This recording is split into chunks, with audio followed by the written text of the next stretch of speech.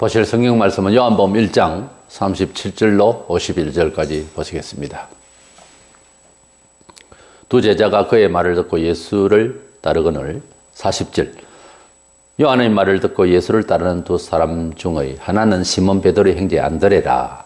42절. 데리고 예수께로 오니 예수께서 보시고 이르시되 네가 요한의 아들 시몬이니 장차 게바라 하리라 하시니라. 게바는 번역하면 베드로라. 이튿날 예수께서 갈릴리로 나가려 하시다가 빌립을 만나 이르시되 나를 따르라 하시니. 49절. 나다나엘이 대답하되 라비여 당신은 하나님의 아들이시요 당신은 이스라엘의 임금이로소이다. 51절.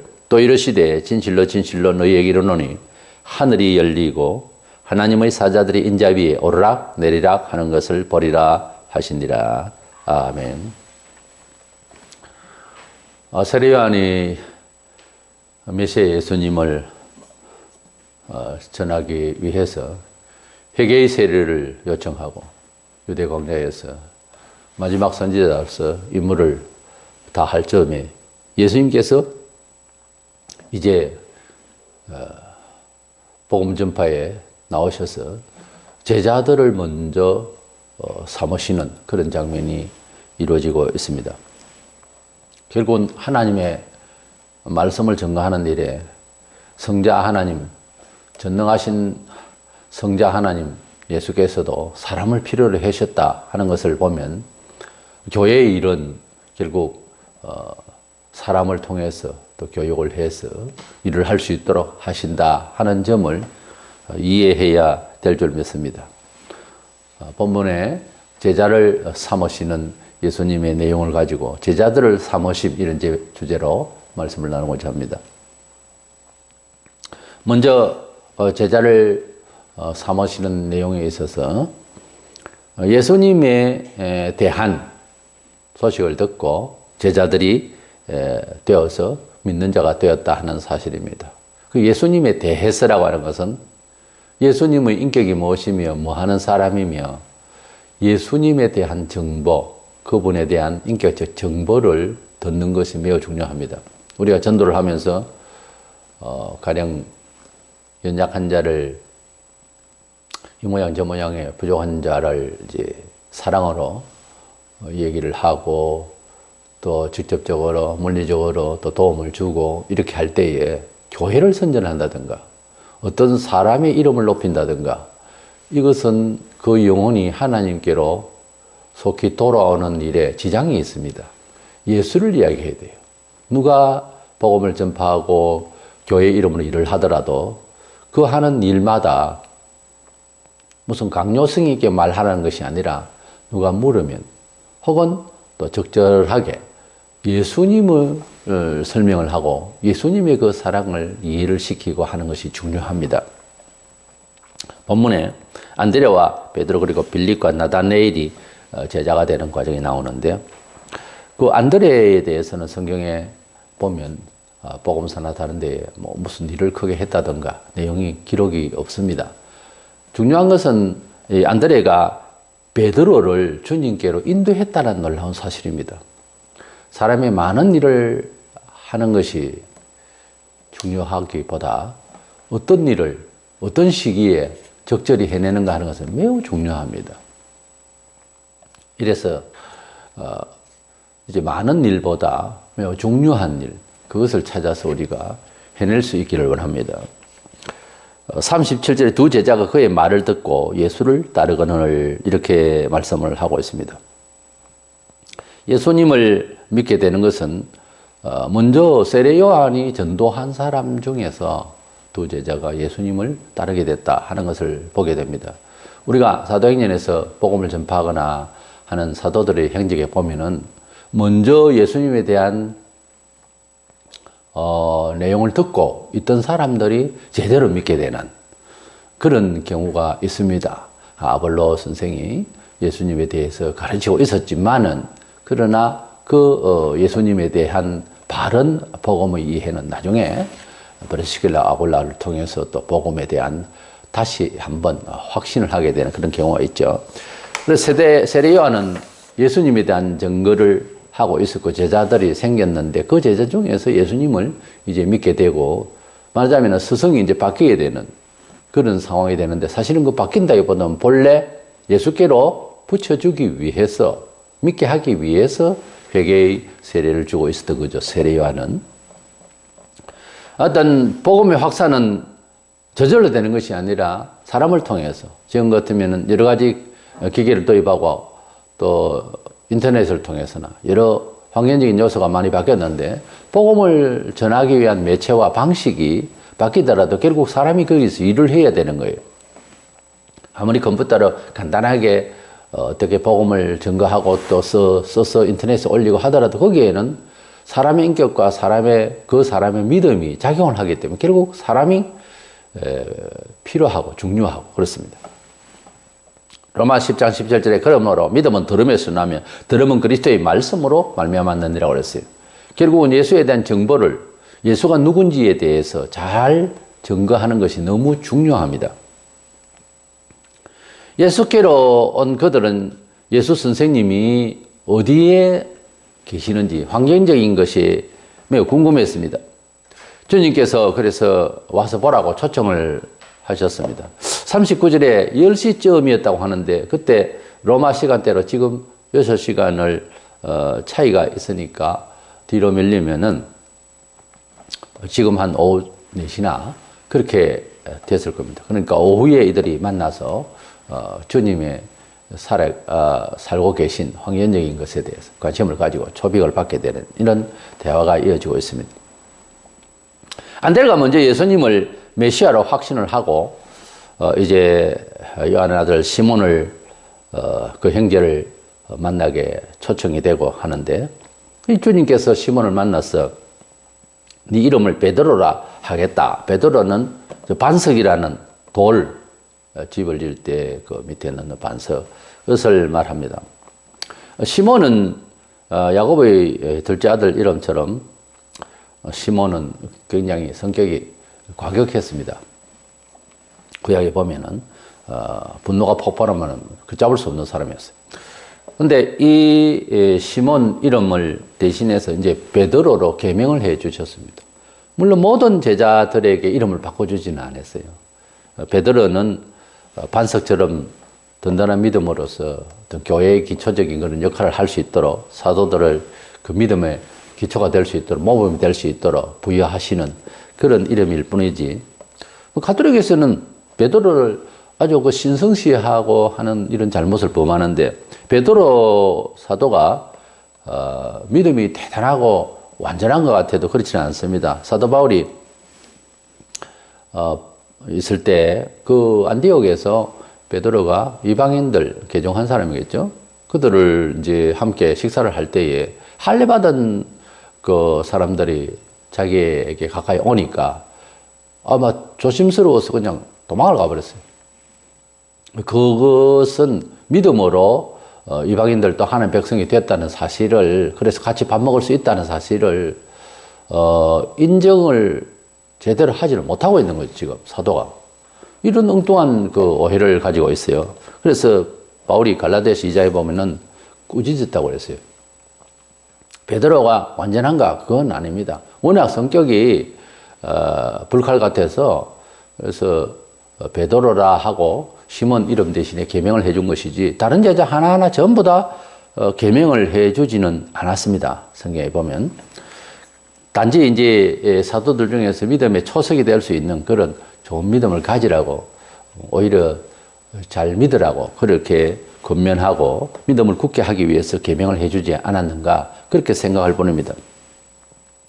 우리 사람은 가지고 있는 본성과 지식, 이런 철학을 가지고서는 예수님을 이해할 수가 없습니다. 만약에 우리의 교양적인 지식을 가지고서 예수에 대해서 제대로 이해할 수가 있다, 하나님의 아들이시고 우리의 구원자가 맞겠다, 여러 교주 중에서 비교해 볼 때 옳거니 예수님이 정말 최고로 교주답다, 이렇게 이해할 수 있는 그런 종교적인 지식이나 그런 도덕적이고 윤리적이고 완전하게 어느 시대나 거침없이 같이 공유할 수 있는 판단력이 있느냐 하면 없어요, 사람에게는.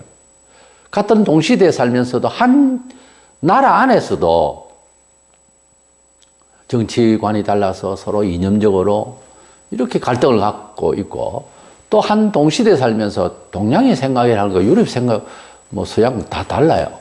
그래서 이 사람이 가지고 있는 견해를 가지고서 누가 구주겠다, 이래 가지고서 이해한다고 하는 것은 안 되는데, 예수 믿지 않는 사람은 다 그런 공유할 만한 지식이 있는 줄 착각을 하고, 그거 틀렸다, 예수는 아니다, 뭐 한 종교겠지, 이런 식으로 생각을 먼저 판단을 하는 그런 가운데서 예수를 믿지 않는 거죠.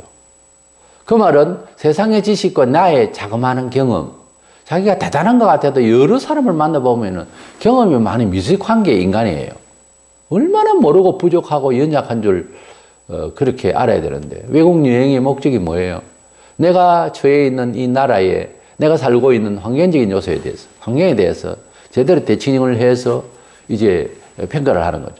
그래서 상대적 평가에서 만족하고 많이 부족하게 여기거나 부족하게 여기서 도전하게 되고, 그래서 회사에도 딱 이제 연수를 하게 되거나 외국 여행을 이렇게 연수 여행을 하는 것은 그런 이제 발전을 위한 것 아니겠어요? 그러니까 자각 능력을 키우고 감각을 키우는 거죠. 자기의 순수한 평가 또 제대로 안 되는데, 어째 세계에 엄청난 영향을 끼친 예수에 대해서 금방 내가 이해하고 있는데 비판을 해버린다. 그래서 무식한 이야기예요, 사실은. 스스로 본인도 일상의 생활을 그렇게 하지 않으면서 유독 예수에 대해서는 가볍게 취급을 하고 비판하는 것은 사실 무지에 속합니다. 핍박이네 어쩌네 이런 것보다 무지에 속해요. 강하게 떠들수록 아주 무식한 태도죠. 적어도 우리가 분야별로 전문 분야의 일을 하는 사람, 또 거기에 대한 추앙을 받고 아주 인지도가 높은 사람에 대해서 가볍게 비판하는 것은, 이미 비판한다고 하는 것은 내가 가지고 있는 그런 지식과 경험 그 정도로 가지고서 비판하는 것 아니겠어요? 그 이상 어떻게 하겠어요? 아니면 남이 말하니까 따라가는 정도예요. 따라가는 것은 책임을 못 지는 주장이잖아요. 그것만큼 헛것이 없습니다. 먼저 내가 이해를 하고 따라가든지 해야 되는데, 세계 역사에는 군중심리가 얼마나 작용을 하고, 자기 이도는 아니죠. 그렇게 살아서는 안 되겠죠. 온 동민이 다 옳다 그래도 아닌 건 아닌 거죠. 그래야 제대로 사는 것 아니겠어요? 예수님이 어떤 분인가에 대해서는 성경을 통해서, 전파를 통해서 그렇게 예수님에 대한 정보를 가지고서, 그러니까 성경을 가지고서, 복음을 가지고서 듣고 이해를 해야 바로 아는 거지, 남의 소리를 가지고서는 모릅니다. 고린도전서 12장 2장 13절에 우리가 이것을 말하는 거라, 사람의 지혜가 가르친 말로 아니하고 오직 성령께서 가르치신 것으로 하니. 그래서 사람의 말로서는 예수에 대해서 알 수 없어요. 복음을 듣고 복음을 전하는 사람의 예수에 대한 진리를 듣고 예수를 알 수 있는 거예요. 자기 자신도 발견하게 되고. 그러니까 우리는 복음을 전파해야 되는 거예요. 들어야 믿지요. 데살로니가 후서 2장 14, 이를 위하여 우리 복음은 너희를 부르사 우리 주 예수 그리스도의 영광을 얻게 하려 하심이라. 복음은 우리를 불렀다. 사도들을 부르실 때에 먼저 세례요한을 통해서 간접적이지만은 예수에 대해서, 메시아에 대해서 오셨다, 이렇게 증거하고 그 회개를 요청해서 회개 세례를 주고 하는 그 제자들이 세례요한이 원하는 대로 예수께로 가서 이제 누구를 통하여 편의로 듣게 되거나 직접 만나 주시거나 이렇게 해서 예수님에 대한 정보가 확 실시될 때 그들은 완전한 믿음을 갖게 되었습니다.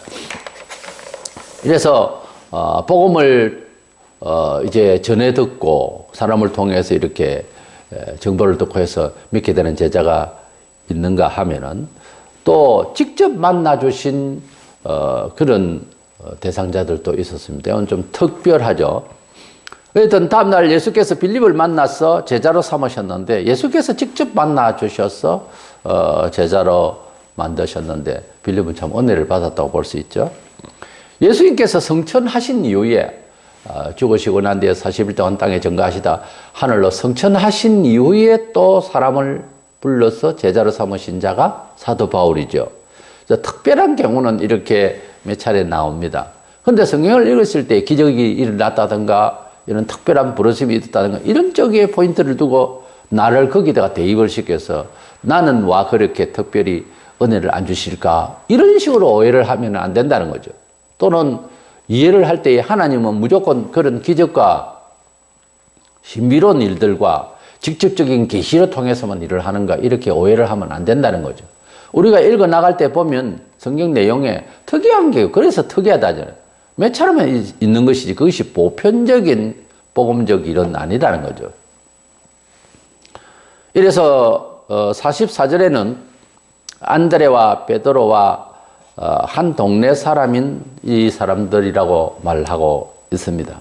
이걸 보면은 좀 더 전도라고 하는 것은 관계적인 이런 사회 관계적인 사람들 이런 사람들을 통해서 역시 복음 전파하는 것이 빠르다.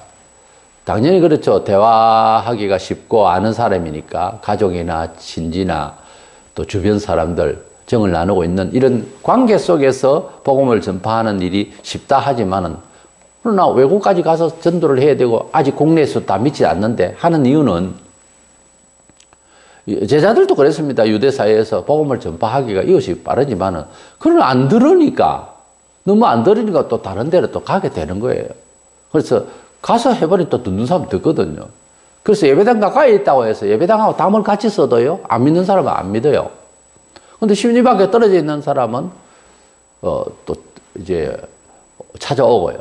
그러니까 예수님을 꼭 관계 전도라고 그래서 친지나 또는 회사 동료나 이런 사람만이 구원의 대상은 아닌데 그러나 처음에 제자를 삼으실 때 보면 한 동네 사람들이 연결되어지는 이런 내용을 보면은 역시 복음은 유대와 사마리아와 딴 것까지 이르러 복음이 전파되기를 바라신 주님처럼 어떤 자기가 있는 위치에서 또 관련이 되는 사람 뭐 떨어져 살아도 늘 연락이 되고 교제가 되고 있는 그런 소통이 되고 있는 사람끼리 얘기를 할 수 있죠. 복음이 들어가면은 하나님의 자녀가 될 사람은 열심히 기도하고 그를 통하여서 이제 그에게 예수님을 증거하려고 하는 과정에 두 가지 현상이 일어납니다. 하나는 듣겠다고 할 수도 있어요.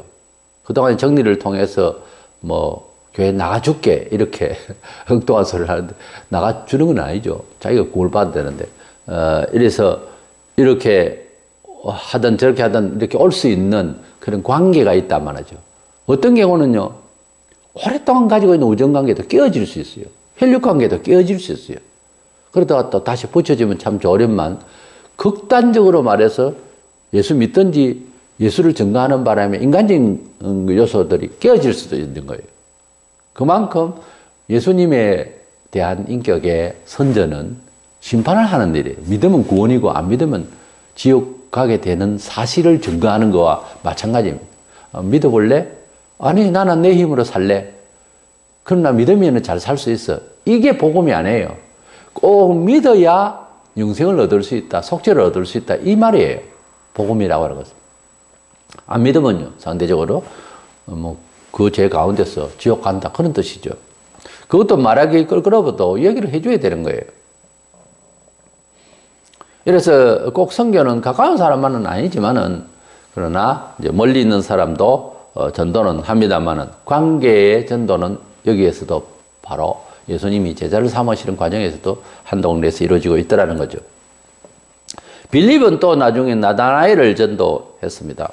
나다나엘은 누가복음 6장에 나오는 사람 바돌로메오와 동일한 인물로 보입니다. 왜냐하면은 제자 이름을 기록을 할 때 똑같이 하면서 거기에는 나다나엘 안 하고 바돌로메라고 해놨거든요. 그래서 나다나엘은 바돌로메인 것 같습니다.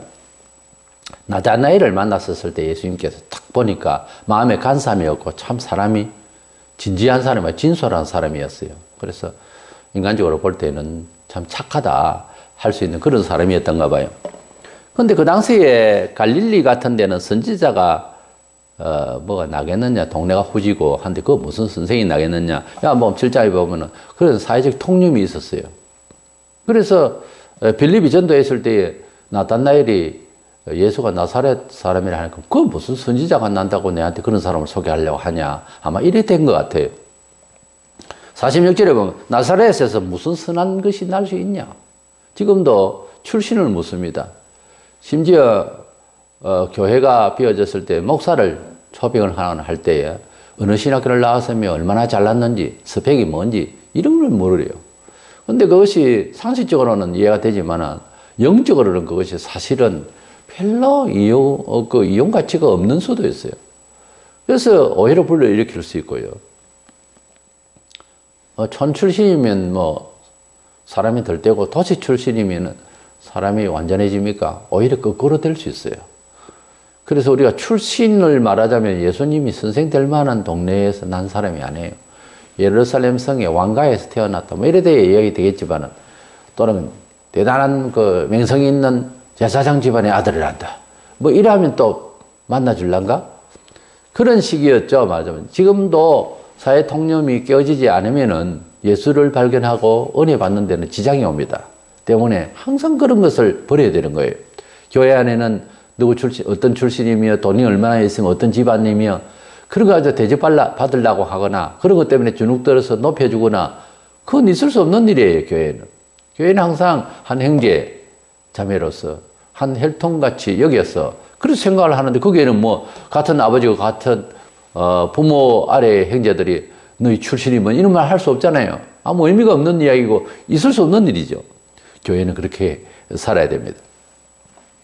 나다나엘에 대해서 예수님께서 이제 좋게 말씀을 하시고 또 그를 이제 빌립이 전도하고 그렇게 설명하기 전에 벌써 예수님은 나다나엘에서 알고 계셨어요.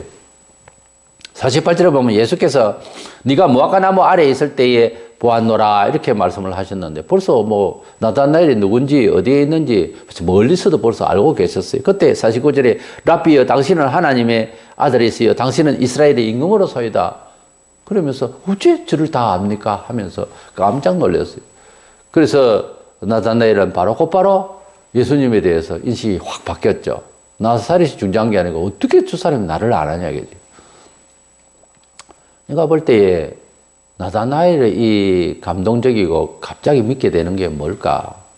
나다나엘은 예수님이 평가한 대로 괜찮은 사람이었어요. 왜냐하면 자기 자존심과 정체성에 학문적으로나 경험적으로나 자기 반성을 깊이 많이 한 사람은 자기 정체성에 자존심이 대단합니다, 원래. 근데 내 마음대로 살고 뭐 일하는 사람은 내 자신에 대해서 남이 뭐라 하더라도 뭐 그래, 난 그런 사람이다. 이렇게밖에 안 돼요.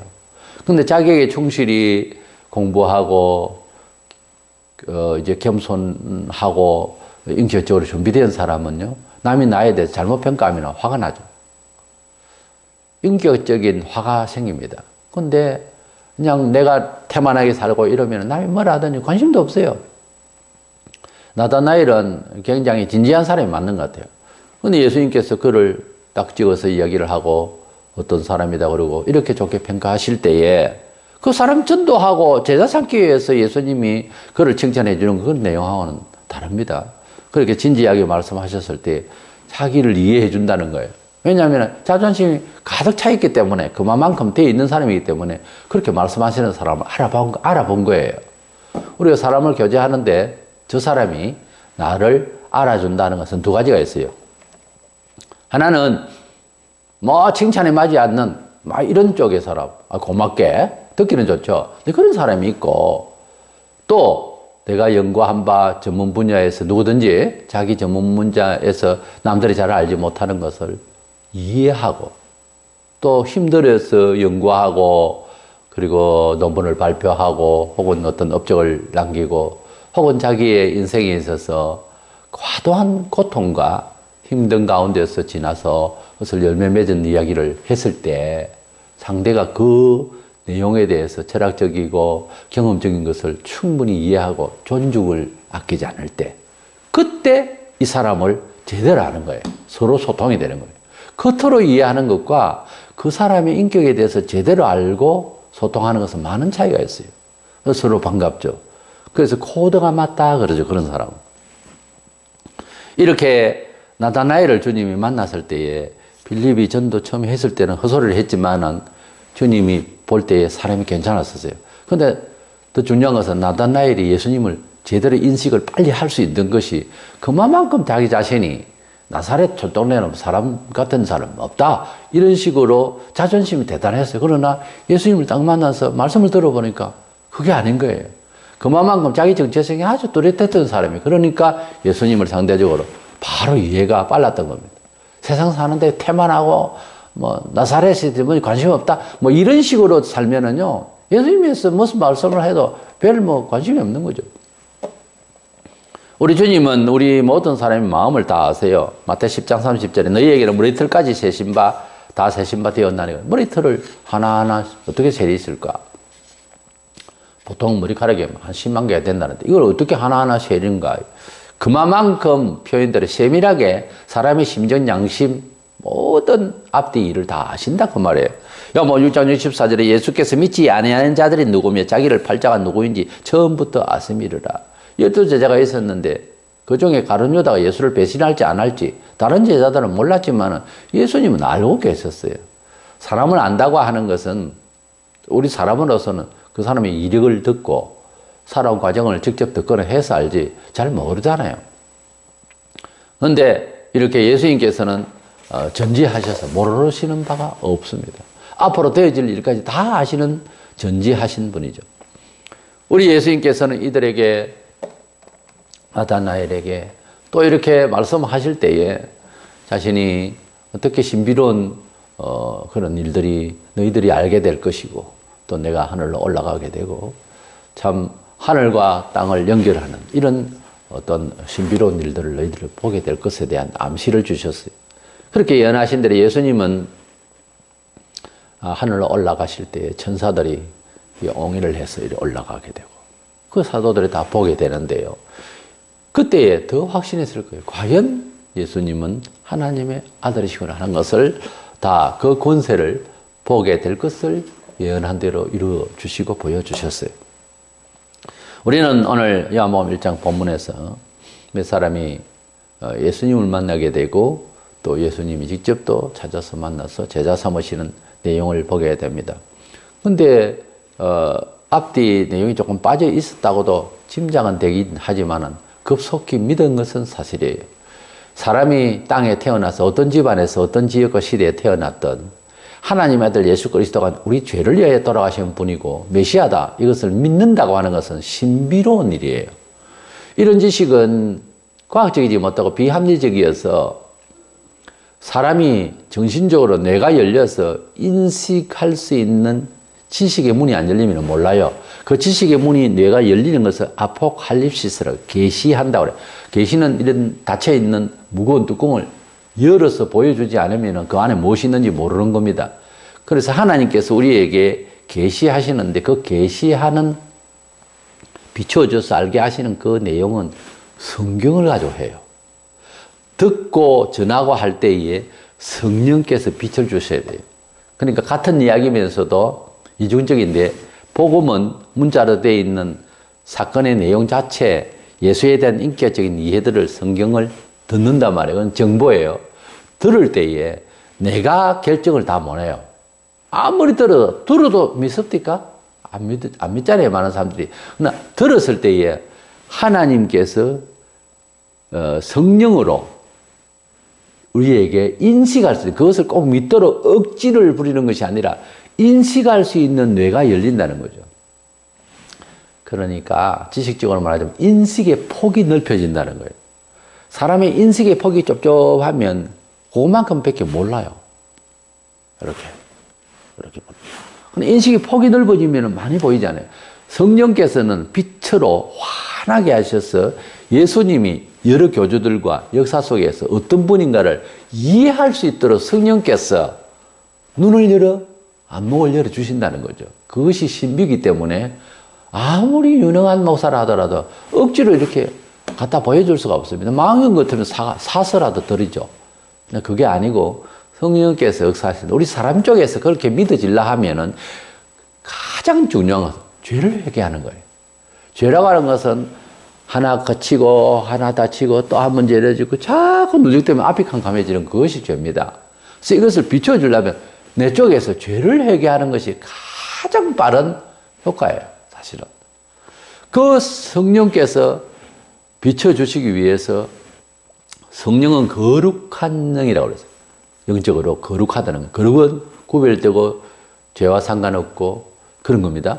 그러니까 성령께서 오시려고 하는데 마음속에 악령이 들어가면 안 되는 말이잖아요. 그렇게 마음이 추한 것을 다 씻고 벗었을 때 성령께서 빛으로 오셔서 하나님께서 주시고자 하는 구원과 은총에 대해서 뇌가 열려서 이해를 하게 되는 거예요. 성령적으로 믿는 것은요, 깨닫는 것하고 동일합니다.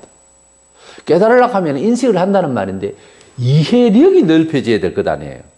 그 이해력은 사람의 생각으로는 안 된다니까요, 이게. 사람의 생각이 아닌 성령께서 지각을 넘치도록 하는 이해의 폭을 넓혀주시는데 그 폭을 넓혀서 우리에게 이해를 시키시기 위한 방편으로 우리에게는 회개를 해야 되는 거예요. 그래서 회개하는 마음으로 주님의 말씀을 받아들이려고 자꾸 애를 쓰면 어느 날 설명할 수 없는 깨달음이 확 임합니다. 그러면 사람이 자연히 변화를 받아버려요. 달라집니다. 사회를 살아가고 인생을 살아가는 마음이 자꾸만 바뀌어져 버려요. 영 인식이 바뀌죠. 삶의 도구가 바뀌고 삶의 길이 바뀌는 거예요. 자기도 모르게. 그것이 신앙이에요.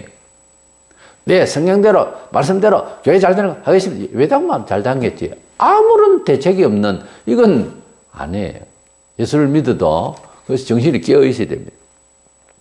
그래서 이 복음을 듣고 예수를 믿게 되는 이 사도들 4명이 이제 전도가 되어 있는 내용이 나왔는데 이 사람들도 내용을 보면은 너무 많이 따지고 믿을까 말까 이런 것도 아니잖아요. 바로 믿었잖아요. 이것이 참 대단한 역사인데 이것은 아주 생각도 없는 사람 같죠? 아닙니다. 나다니엘 같은 사람 생각이 더 깊은 사람. 그런데 왜 믿었는가 하는 것은 답이 없어요. 사실 신비해요. 그런데 그들의 마음을 그들의 교만하고 그들이 잘못되어 있는 본래의 정신을 버린 거죠. 그리고 주님을 가까이 하고 맞이하고 믿게 된 거죠.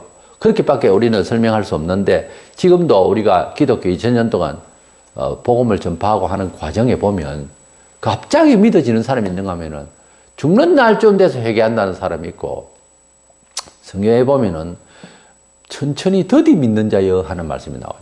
믿음이 그래서 빨리 들어가지를 않으냐고 항상 문 밖에서 그냥 겨울이면 겨울대로 문 밖에 믿음을 씌워놓고 오돌오돌 떨게 하고 믿음을 자꾸 밀어내는 거예요, 문 밖에.